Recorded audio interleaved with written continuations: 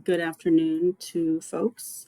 My name is Erin McMichael. I am a contractor for the Office of Science and Technology with NOAA Fisheries. I'm in the Assessment and Monitoring Division there. And I'm going to be coordinating today's talk about the National Protected Species Toolbox Initiative.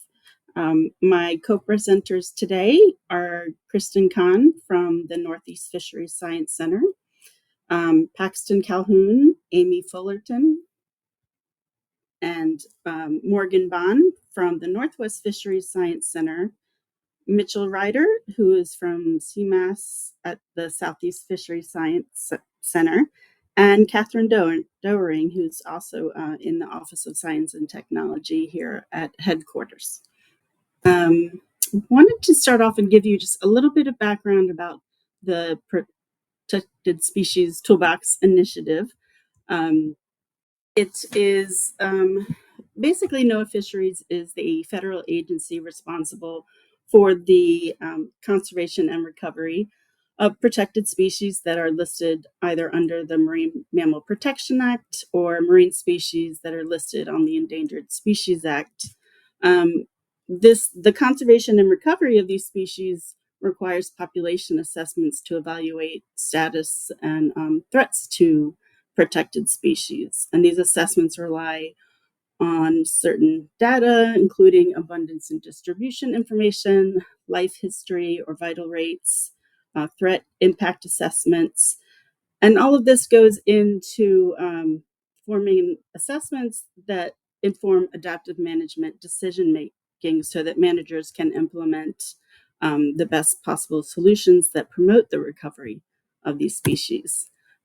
Assessments have a typical process that involve data collection, data analysis, evaluation, management, or communicating with management, and then the ultimate goal being the species recovery.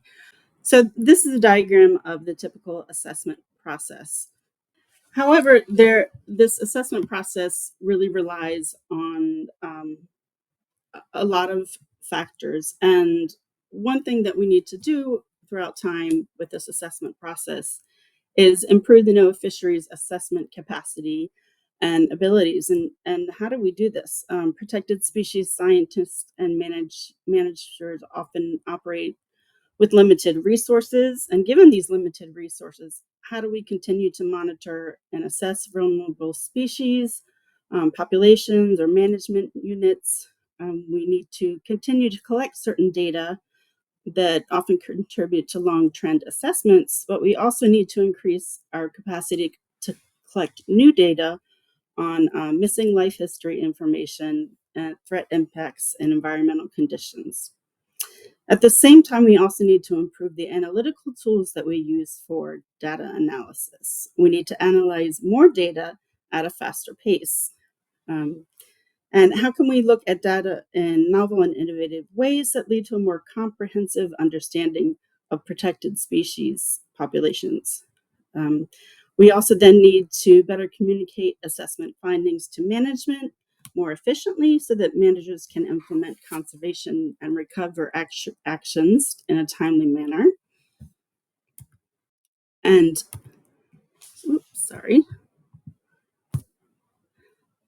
And really the way to do this is through innovation. If we can improve or modernize protected species assessments with creativity and innovation, we can have a greater impact on species conservation and recovery. The National Protected Species Toolbox Initiative was initiated in 2013. It's been coordinated by the Office of Science and Technology, and it's really an investment in protected species assessment capabilities. NOAA Fisheries realized that we needed to be making forward strides in how we do assessments and implemented this great program. The toolbox impacts all steps in the assessment process from the previous slide, including the data collection and especially the data analysis, communicating with managers. It really has an impact on most, if not all, the steps in the assessment process. The National Protected Species Toolbox Initiative was created with the primary goal to produce, evaluate, and disseminate novel analytical products and applications, which we also refer to as assessment tools. These novel tools rely, as I said, on creativity, innovation, and forward thinking of assessment scientists and managers to improve NOAA fisheries capacity and ability to conduct modern protected species assessments in support of regional and national management priorities at NOAA Fisheries.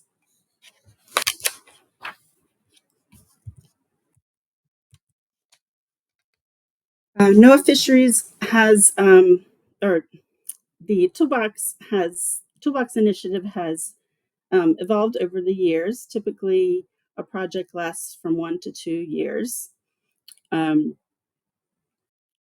Through the implementation of these different through the program, we've also brought additional benefits to NOAA Fisheries. For example, Science Center researchers and regional offices work together to identify priority topics and projects that are then submitted to the NPST on set defined cycles. The process of working together to select projects promotes and in many cases increases collaboration between science and management personnel in identifying assessment data gaps, focusing on management needs, and facilitating discussions as projects progress, which ideally results in increasing how and when scientific products are relayed to managers. Because the NPST promotes the development and implementation of novel techniques, early career scientists are often involved in the program, sometimes as postdocs. They're often brought in also as contractors to help develop these new techniques. Furthermore, the development of these new techniques and tools has often relied on or benefited from interdisciplinary efforts, which also increase the collaborative nature of tool development.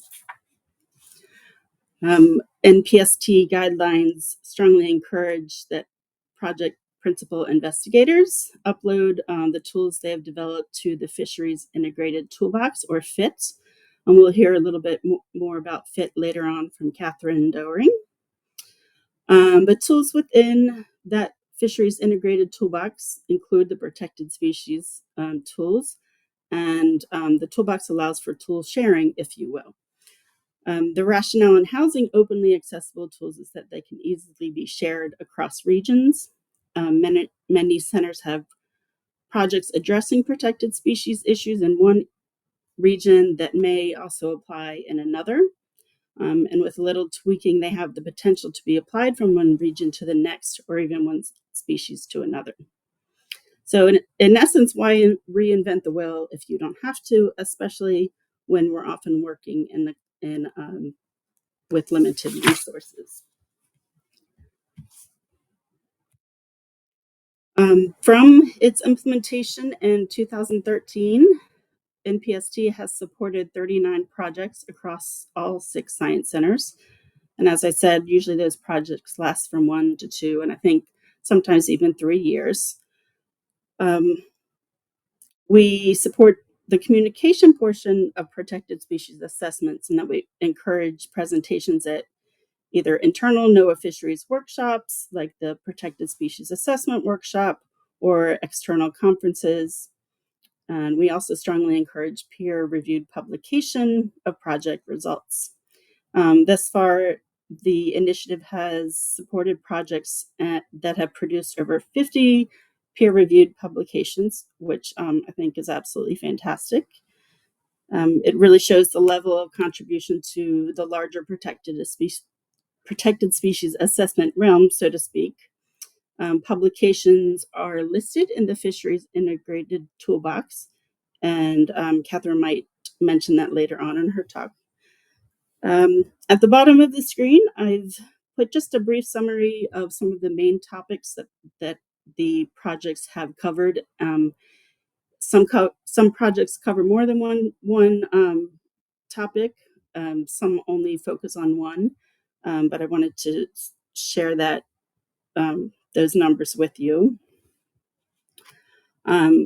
Topics include assessing or predicting abundance, distribution, movement, habitat use, and bycatch, automating bycatch estimation, predicting bycatch, calculating observer coverage needs, combining disparate data types for species that are counted in multiple ways, whether they're on the surface, under the water, through telemetry tracking or other methods.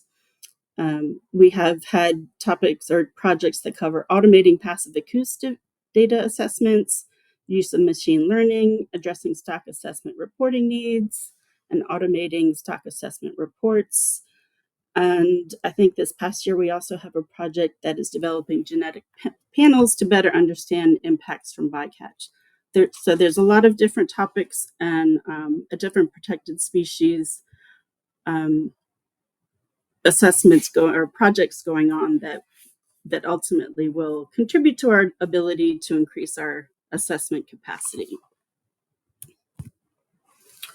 I just wanted to list here a couple example projects so you can get an idea of what is submitted to the Protected Species Toolbox Initiative. Alaska Fisheries Science Center has done a lot of work on integrating diverse data sets to understand distribution and abundance of marine mammals. The Southeast Fisheries Science Center is developing an interactive machine learning toolkit to help identify species echolocation signals in passive acoustic recordings. Several Pacific Island Fisheries Science Center projects have focused on automating bycatch estimation from Western Pacific longline commercial fisheries. If you are interested in learning about what other projects have been supported through the NPST, you can go to our website, which I've listed here at the bottom of the slide. And to give you an idea of what type of end products that are developed through the initiative, most of them are developed to improve statistical and modeling approaches. Many projects are presented as our final R packages that are, as I mentioned before, openly available in the Fisheries Integrated Toolbox. I've listed 3 of the most popular tools that are in the Fisheries Integrated Toolbox, which include CRAWL, which looks at modeling animal movement and habitat use from satellite telemetry data, ESDM, an ensemble tool for species distribution models, which was developed at the Southwest Fisheries Science Center, and observer coverage tools, which is a fishery observer coverage calculator, which Alex Curtis and others at the Southwest Fisheries Science Center developed. We've also received GUI interfaces, interactive and predictive maps, and sometimes a project just solves sort of a one-off specific problem or challenge that a certain region is facing.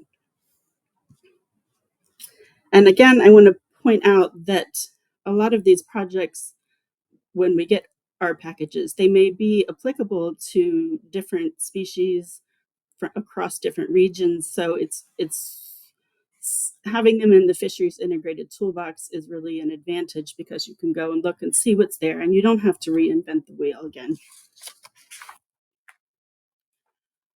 Now we're going to get to hear more about a couple projects that have been supported through the Protected Species Toolbox Initiative and are at various stages of development. We're going to start off with Christin from the Northeast Fisheries Science Center and hear more about her work with Gaia. And Christin, I will hand it off to you. Perfect. I'm excited to introduce you all to Gaia, or the Geospatial Artificial Intelligence for Animals Initiative. Next slide, please. So Gaia is a collaborative multi-institutional effort led by NOAA Fisheries with support from Microsoft AI for Good, and we work closely with partners such as the U.S. Geological Survey, the Civil Applications Committee, the National Geospatial Intelligence Agency, the National Reconnaissance Office, the Naval Research Laboratory, the Bureau of Ocean Energy Management, British Antarctic Survey, and others. And together, our goal is to develop an open source system that supports the detection of whales from very high resolution satellite imagery. The first whale detection from satellite imagery occurred in 2002 using 1-meter resolution sensors, which was a major achievement at the time. Since then, satellite capabilities have improved significantly with higher resolution and more frequent coverage. These advances have really sparked widespread interest, and many recent studies have confirmed the feasibility of detecting whales via high-resolution satellite imagery. These early studies used only a few images under perfect conditions, such as calm seas and clear skies, and they really focused on areas where only a single species was known to occur.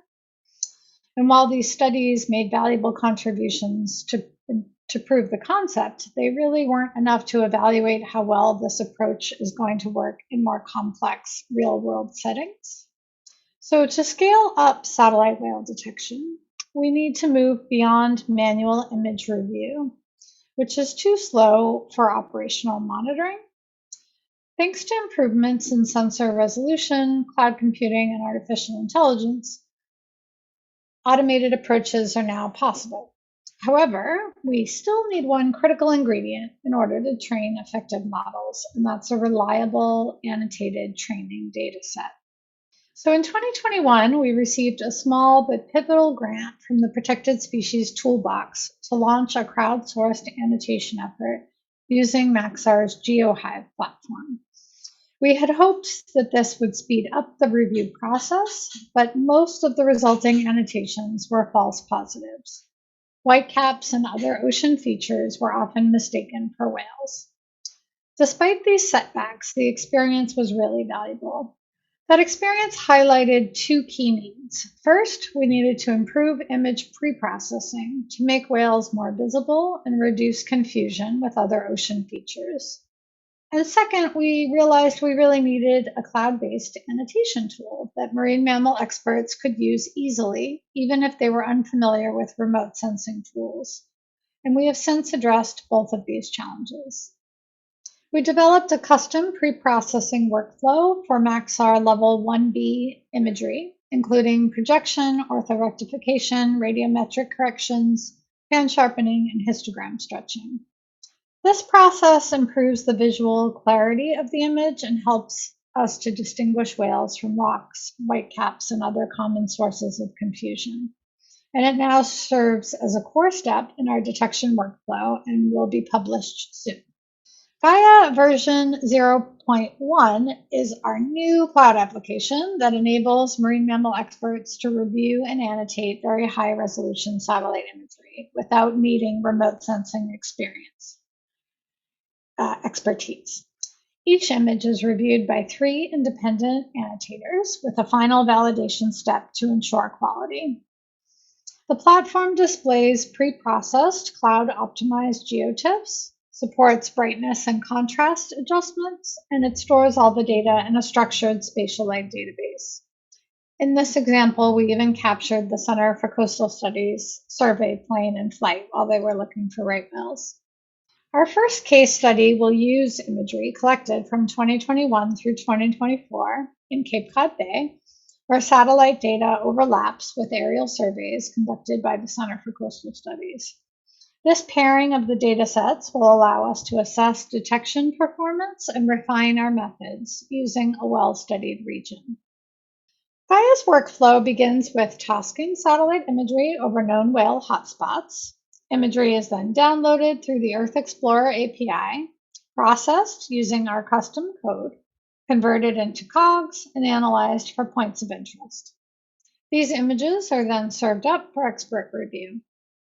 Now that the system is operational, we're really eager to begin collecting annotations, building machine learning models, and answering critical questions about the role satellite imagery can play in large-scale whale detection.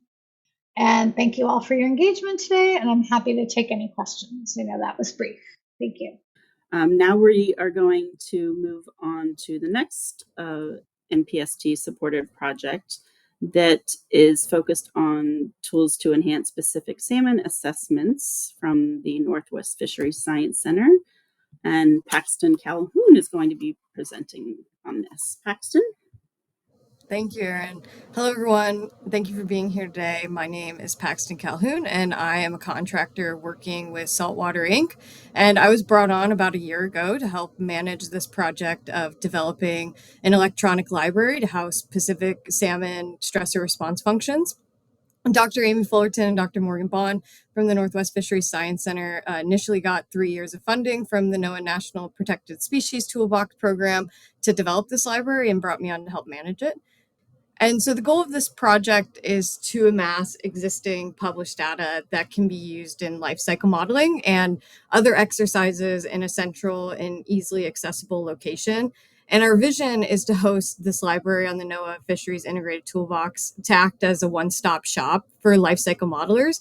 And our overall aim was to ensure that all modelers had easy access to the same information. So in this library, we want to store stressor response functions for different species, life stages, and environmental stressors. We want to make it easier for life cycle modelers to find relationships, and we also want to increase model transparency so researchers know where the sources that inform these models are coming from. This library also reduces the workload that modelers deal with when it comes to finding relationships. Traditionally, each modeler finds relationships in papers on their own, and that's pretty time consuming. So our library really aims to reduce that workload. We are focused on stressors that are directly impacting the salmon. So that arrow between habitat conditions and life cycle model inputs is what we're looking for, those environmental stressors.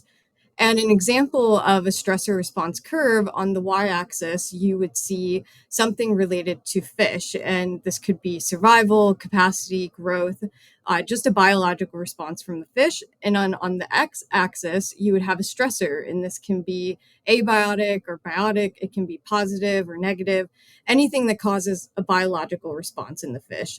And so some examples of this would be egg to fry survival declines rapidly with increasing flows or fine sediment load. Spawning success is affected by thermal exposure during migration. So we're specifically looking for those kind of relationships.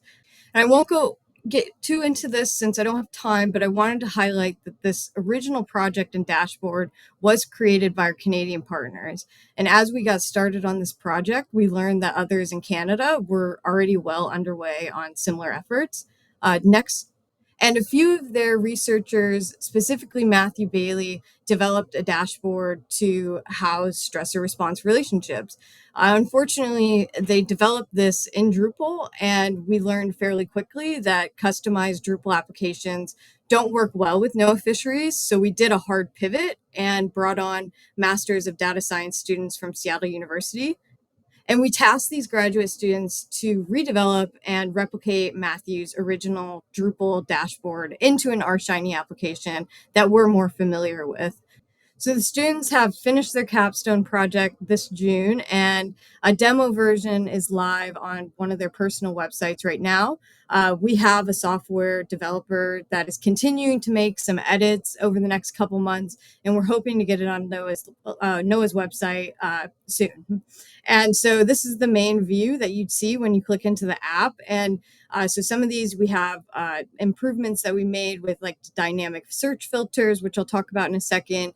We have an analysis tab that will give you an overall view of what's in the database. We have a welcome tab that shows you what this library is for. And you also will have the ability to download data from one or multiple relationships into a CSV format. We still have a wish list and some things that we haven't incorporated yet that we're hoping to get to in the next couple months. So I mentioned that we have these dynamic search filters now, and these filters are reactive. So if you filter for a species or a stressor, the other filters will populate with what is in the database. So you won't have to guess what's in there. You will be able to see from the filters. And there's also a SQLite database backend. Instead of a collection of JSON and CSV files, we decided to put it into a database. And the students replicated Matthew Bailey's library by including this detailed article view that shows the metadata and the stressor response function details. And you also will have a table with the data that is from that stressor response relationship, and then also a plot that shows you that stressor response curve.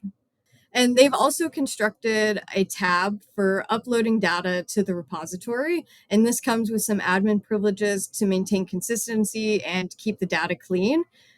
And as far as broader contributions go, this electronic library was created to help speed the development of salmon life cycle models being used for management, consultation, and biological opinions throughout the West Coast. We've listed a few of those life cycle modeling efforts that are happening here on the West Coast that need the information and data that this e-library will house. Oh, and that's it for me. Thanks so much for listening. Thanks, Paxton. And Paxton, Aimee, and Morgan are all contributing to that project, so they'll be available for questions at the end. We're going to turn to Mitch Ryder, who's with CIMAS at the Southeast Fisheries Science Center, and he's going to be talking about predictive models for sea turtle distributions in the Northwest Atlantic. Mitchell? Awesome. Thanks, Erin. Thank you, everybody, for joining today and listening in. I'm going to be talking to you about what my postdoctoral research is on. Like Erin mentioned, I'm part of CIMAS. It's at the University of Miami in service of the Southeast Fisheries Science Center, more specifically the sea turtle branch within the Marine Mammal and Turtle Division. Today, I'm just going to be talking to you about how we're starting to look into predicting models of sea turtle distributions along the Northwest Atlantic Shelf, as well as in the Gulf of America, and how we're doing that approach. So what we know about sea turtle distributions in these areas right now is mostly based on aerial survey data. So as part of this project, I've been tasked with incorporating both telemetry data and observer bycatch data into these particular models. And so the goal is to start out looking at habitat envelope models, so looking at boosted regression trees where we sort of have a response variable of a presence or absence and just relating those to a suite of environmental variables. The next step, which I'll talk about a little later, is incorporating these into spatiotemporal models. An example would be using sort of an INLA framework or a Bayesian framework where we can incorporate this spatial and temporal autocorrelation as well. But the ultimate goal of this project is to create a tool, or somewhat like a shiny tool, so that we can send these off to managers, so we can look at the environmental drivers of these distributions. We can take those distributions, calculate a core habitat metric, and so we can start to see where these important areas for each species is. And then in doing so, we can look at the overlap with different human activities, such as construction and operation of offshore energy, as well as fisheries and commercial shipping. So we're a little over a year into this project, so I'll just talk about a case study that we've done so far, which is a continuation of my doctoral research, is looking at distributions of leatherbacks in the Northwest Atlantic Ocean. And this is basically starting off just looking at telemetry data. So one of our approach to doing this is to take the location data, the raw location data of all these leatherbacks, and running those through a correlated random walk model so we can get estimated daily locations. And from that, we can extract environmental variables. We can extract dynamic things like sea surface temperature, sea surface height, net primary productivity, salinity, etc., and also static variables such as depth and slope. And we can take that and we can incorporate these into these different modeling frameworks, or these species distribution models. So today I'm going to be showing you our boosted regression tree, so creating a habitat envelope model of showing where important habitat is going to occur in this region. And with that, when you're working with telemetry data, you're mainly working with presence data. So you run into the obstacle of how do I account for absences? So one way to do that is to create these pseudo absences. and sort of simulate absent locations. And a couple of ways to do that is to use a correlated random walk method, where you take the correlated random walk that's fit to your tracks, take those parameters and run it and simulate that a number of times to get tracks that would simulate absences. That's one way to do it. Another way is to use a background method, where you take the spatial extent of each track and simulate the same number of absences within that region. So for this particular case study, I've been looking at different presence to pseudo-absence ratios to see what works best, what creates or what leads to the highest accuracy for our predictive models. Oh, and that's a picture of a tag. So one of the products that we can get from this is going to be predicted distribution. So the color coding on these maps is going to show the probability of presence. So the more yellow you get and red you get, the higher the probability that you have. So when working with BRTs, one way to get your uncertainty metrics is to run do a bootstrapping method, where you run 100 iterations of the model with different subsets or 75% subsets of the original data. That way you can calculate 95% confidence intervals, which is what you can see here. So here's an example of July, where we have a lot more leatherbacks going up along the coast, up towards Nova Scotia, with a higher probability up around Cape Cod area, which is usually what we expect. I believe it's July now, and I already have reports of leatherbacks being in that area. And then from these predictions, we can identify core habitat. So one way we could do that is using optimal cut points, where these cut points will maximize things like your predictive power. In this case, we use one that maximizes the kappa statistic, which is works well with random forest and boosted regression trees. And so what this basically does is it, for each grid cell where we have a probability of a leatherback presence, it sort of does a cutoff. So any grid cell that has a probability higher than 24%, or 0.24 that you see there, we're going to label that as their core habitat. So all that red area there is going to be core habitat. And what we're going to say is leatherbacks are going to be present in that area.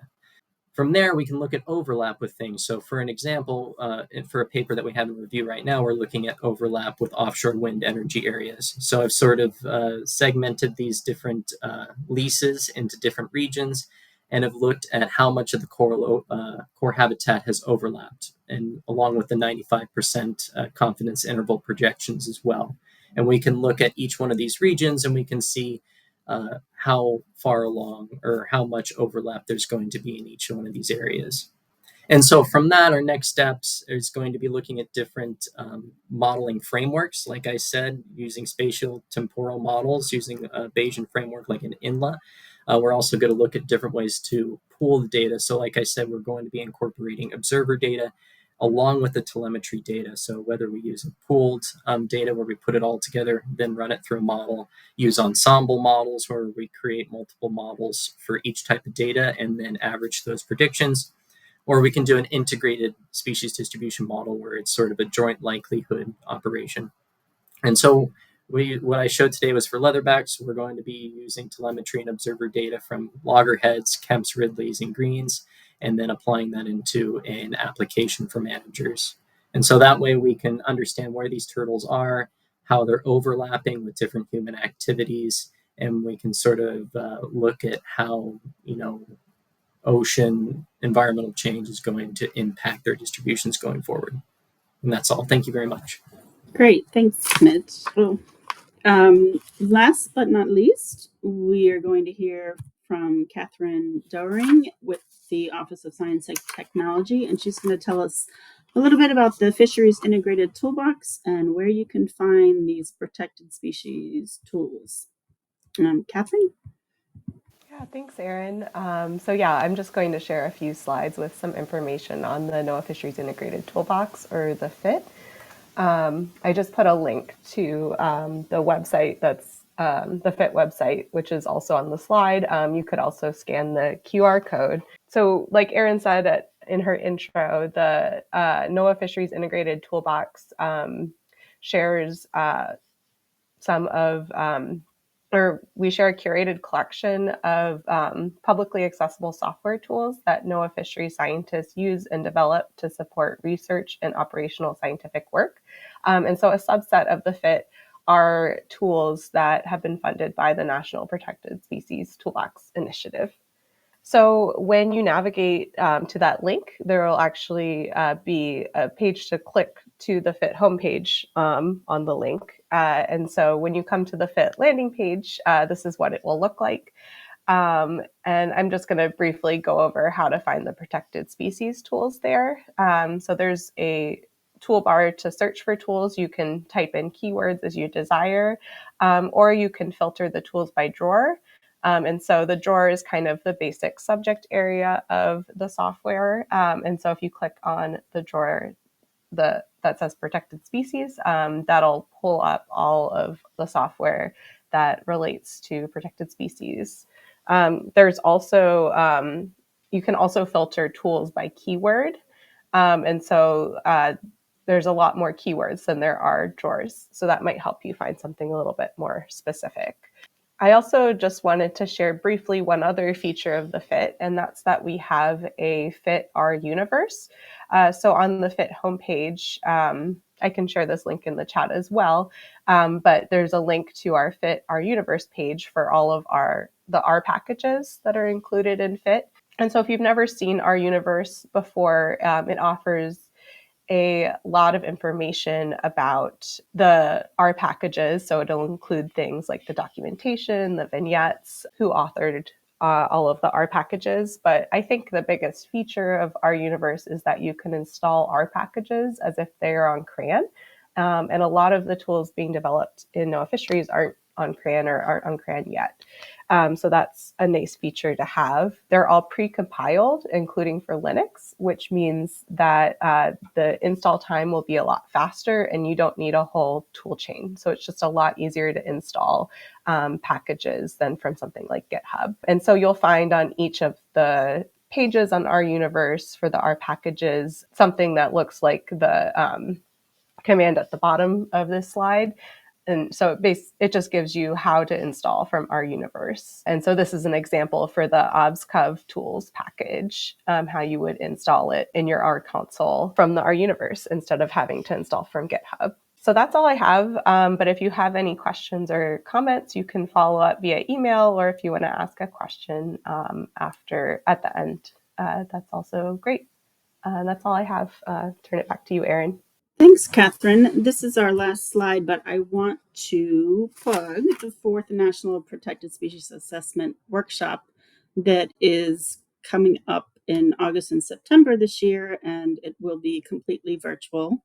We will have a total of 4 sessions and an additional special session.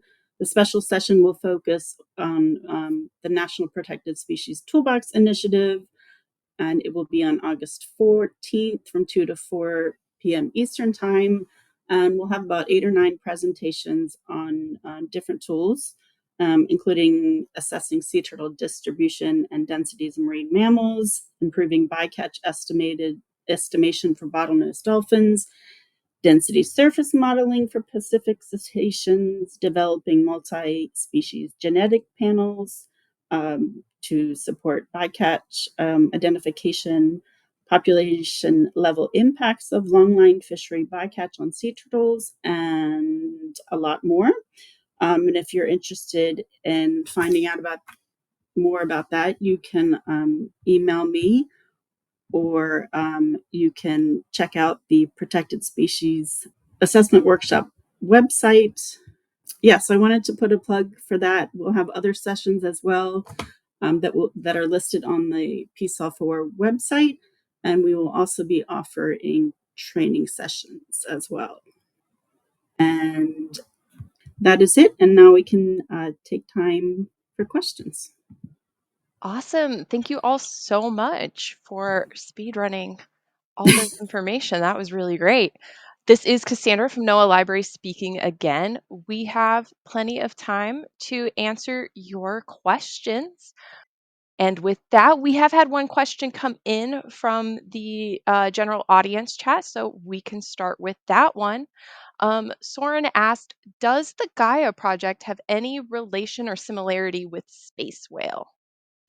It is a very similar project. Both are efforts to detect whales from space from very high resolution satellites. And so we are in close communication and collaboration and have done some work together. Thanks to a grant from the Marine Mammal Commission, we actually were able to write some annotation protocols together for the manual review of satellite imagery for whales with Hannah Cubanes. So they're different efforts, but we are closely aligned and talk all the time. Great. Thank you for your response. And then we're still waiting for other questions to come in. It takes a minute for them to show up sometimes. Not a question that came in, but a comment thanking it's really great to see all the open programming being used for these efforts.